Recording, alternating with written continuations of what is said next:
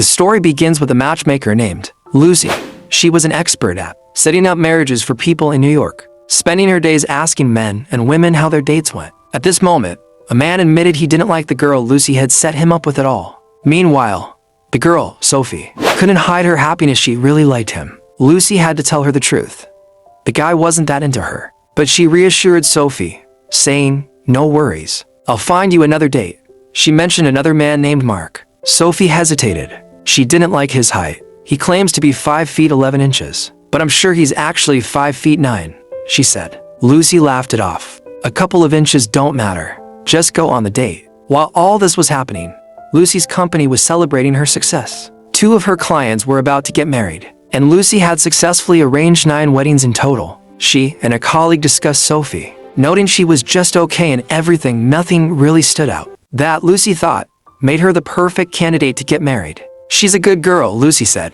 Their conversation shifted to height increasing surgeries, which many men were now taking to grow up to 6 inches taller. "Anyone who can afford it should definitely go for it," Lucy remarked. The scene then shifted to one of Lucy's arranged weddings, where a man named Harry overheard her speaking to a group of women. She explained the importance of choosing the right partner, impressing everyone so much that they handed her their business cards. But not everything was perfect. The bride, Charlotte, lay in bed, upset and unwilling to get ready. She was running late and having doubts. "I'm a modern woman," she said. "I could have done anything with my life, but here I am, getting married." Lucy listened patiently. "I understand, but tell me, why don't you want to get married? Tell me, and I'll get you out of here." Charlotte admitted, "I have to get married. So much money has already been spent."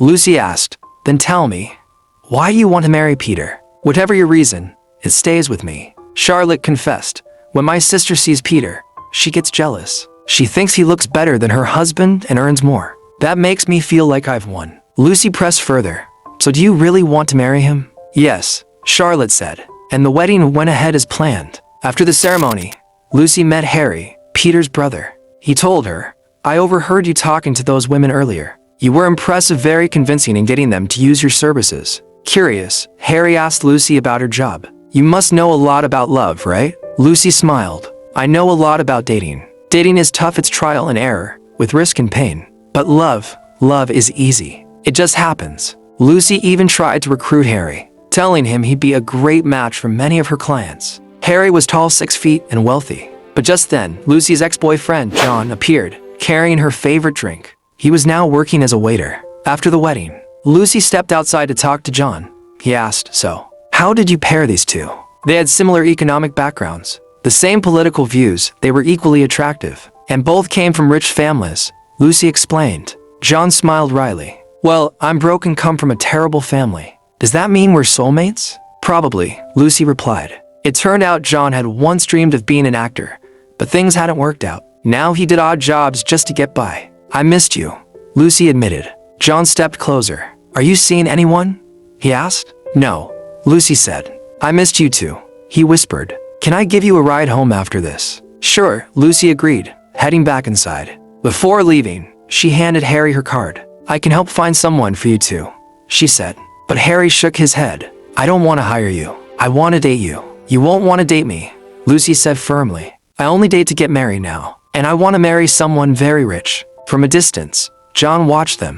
Soon after, Lucy and John drove off together. "Your car still smells the same as before," she remarked. And suddenly they were taken back to a few years earlier. On their 5-year anniversary, John had been running late for their restaurant reservation, unable to find cheap parking. They argued, and Lucy stepped out of the car, frustrated. "I don't want to hate you for being poor, but right now, I do." She had hoped to celebrate their anniversary properly, but it hadn't worked out. Back in the present, John dropped Lucy at her home. "Do you want to come inside?" she asked. "I want to," he replied, "but I probably shouldn't." "Invite me to your play," Lucy said as he left. The next day, Lucy returned to work.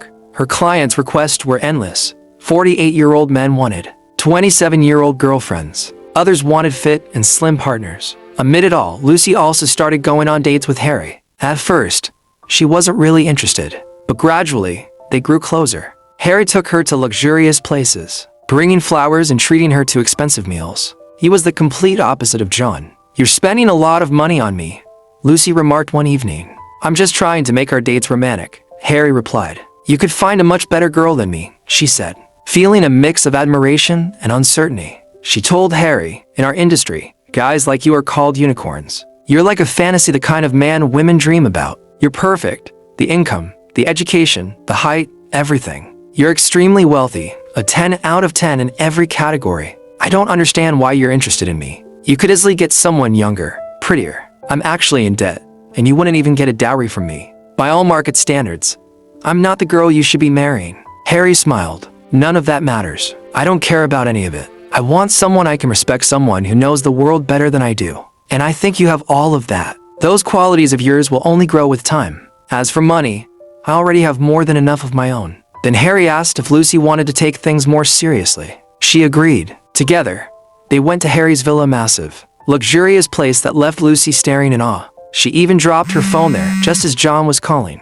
Inside the villa, Harry asked about her dream vacation and offered to take her there. Lucy couldn't help but ask, how much did this apartment cost? 12 million, Harry replied casually. The next day, the scene shifted to John's place. He was sharing a small, rundown house with friends, completely fed up with the condition. Meanwhile, Lucy woke up in the fancy apartment, where breakfast was already prepared. Harry handed her the apartment keys before leaving for work, and she started working from there. Her client Sophie, however, wasn't answering the phone. Lucy called Mark, the guy Sophie had gone on a date with. Sophie's not picking up. Can you at least tell me how your date went? She asked. Mark replied, the date went really well. Sophie is exactly the kind of girl I was looking for. He was even ready for a second date. As Lucy listened, she received a voice note from John, inviting her to see his play. But when she got to the office, she discovered shocking news. Sophie had filed a case against their company. Apparently, Mark had assaulted her during their date. Her boss told her firmly, you are not to speak to Sophie, and this isn't your fault. Things like this happen in our industry. It's even happened to me before. But for Lucy, this was something she couldn't just accept. Panic set in. She ran to the bathroom and started searching for information on Mark, thinking, how could I have made this mistake? Tears streamed down her face. Later, she went with Harry to John's play. During the performance, John noticed them sitting together in the audience. After the play, Lucy introduced John to Harry as her boyfriend and complimented John's acting. I was never as good as you, she said. And now you're even better than before. John turned his attention to Harry.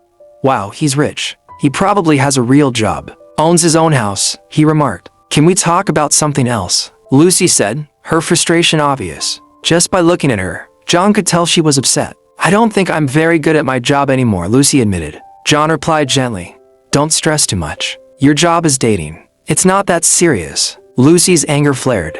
Oh, right? Dating's never serious, is it? The next day at work, Lucy acted very differently. She gave rude replies to her clients. Your expectations are way too high. You're looking for a person, not a customized object, she snapped. Her boss noticed and told her to take a few days off. You're still clearly affected by everything that happened, they said. Lucy refused. If I take a break now, I might never come back, she said. She was completely fed up with her job. Her boss tried to reason with her. We help people get married.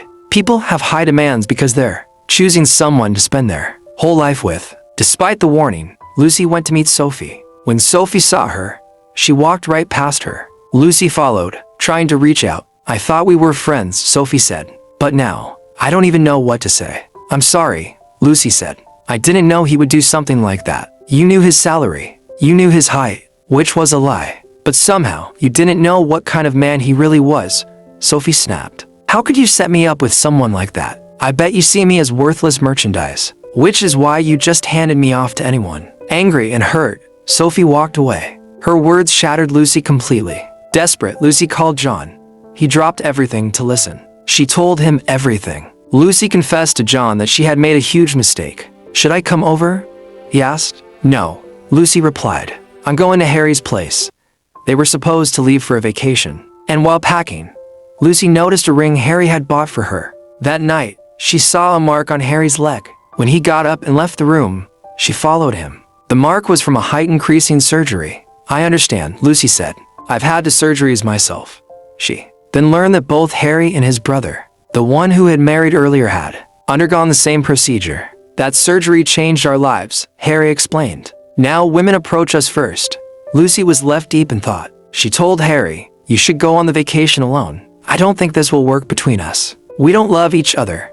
and money can't fix that. Harry replied quietly, I don't think love is something I can even feel. I've never had it. Lucy said gently, when it happens to you, love will feel like the easiest thing in the world. Harry then revealed he had increased his height by 6 inches. Which means I used to be 5 feet 6, he said. If I were still that height, I wouldn't have been able to approach someone like you. Yes, you would have, Lucy insisted. The scene shifted to John's place. Lucy stood outside, and John came out, all dressed up. I was supposed to go to Iceland, but I didn't, Lucy said. I've already rented out my apartment, so I was planning to stay with you. You won't be able to stay here, John replied. Then he added, come on, let's go for a drive. Maybe we'll find a place to stop along the way. During the drive, they spotted trucks from John's catering company and ended up at a wedding. Sitting far away, watching the ceremony, Lucy commented one day, these two will start hating each other for no reason. They'll get sick of each other, divorce, and fight over who gets what.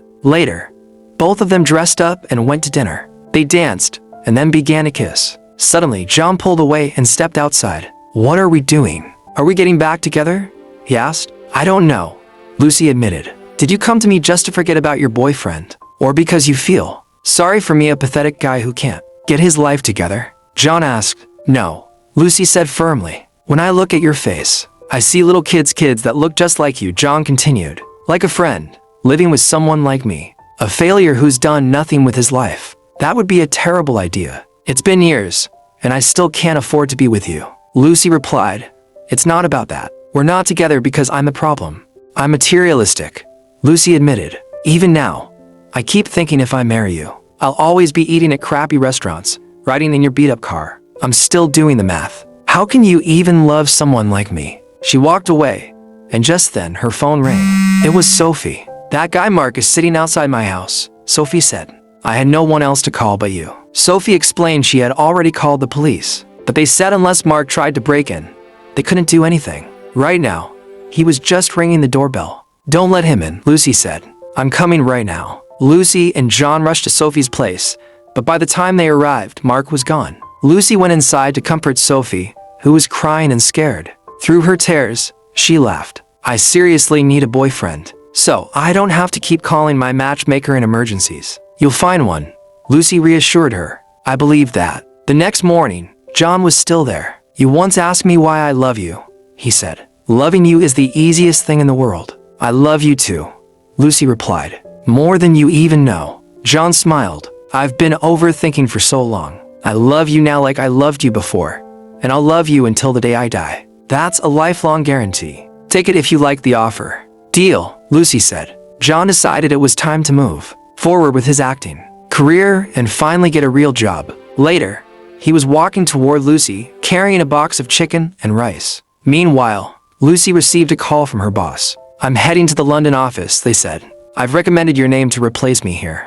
Lucy laughed. That's funny. I was just sitting here with my resignation letter ready. Don't quit, her boss replied. Ask for any salary you want. You'll get it. Just think it over. At that moment, John appeared. He proposed to Lucy with a flower ring. And with that, friends, the story comes to an end. Thanks for watching. If you enjoyed this recap, make sure to subscribe to Cinevoice. Hit the bell icon to stay updated and enjoy the journey.